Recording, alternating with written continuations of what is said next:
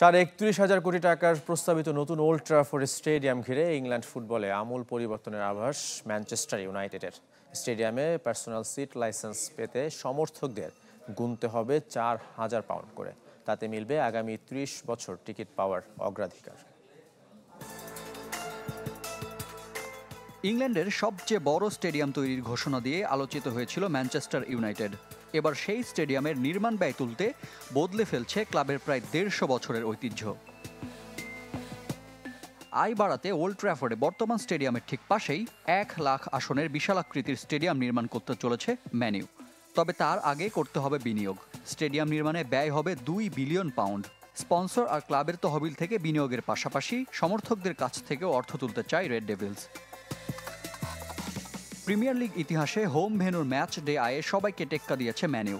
গত মৌসুমে আয় হয়েছে ১৩৭ মিলিয়ন পাউন্ড। তবে টিকিটের দাম বাড়ানো, ডাগআউটের পেছনের ৫-৬ সিট সৌজন্যে রূপান্তর করায় বিরক্ত সমর্থকরা, জানিয়েছে প্রতিবাদ। তবে এবার পার্সোনাল সিট লাইসেন্স ফি PSL পদ্ধতির মাধ্যমেও আয় করতে চায় ক্লাবটি। ইংল্যান্ডে ধারণাটি নতুন হলেও আমেরিকাতে প্রচলিত। Atlanta Falcons, Dallas Cowboys, Los Angeles Rams and চার্জার্সের বিলিয়ন ডলারের স্টেডিয়াম এভাবেই তৈরি হয়েছে। কি এই PSL পদ্ধতি? নির্দিষ্ট পরিমাণ অর্থের বিনিময়ে ক্লাবের অগ্রাধিকার সদস্য হবার সুযোগ। ম্যান ইউয়ের ক্ষেত্রে যা ৪,০০০ পাউন্ড করে। তবে তাতে নিশ্চিত নয় ম্যাচ টিকিট, যেজন্য অর্থ যেমন দিতে হবে, পেতে হবে সুযোগও। যারাই PSL কিনবেন পরবর্তী ৩০ বছর টিকিট কেনায় অগ্রাধিকার পাবেন। কয়টি PSL বিক্রি হবে তা না জানা গেলেও নির্মাণ ব্যয়ের বড় অংশ এই মাধ্যম থেকে তুলে নিতে চায় ক্লাবটির মালিকানাধীন গ্লেজার্স ফ্যামিলি।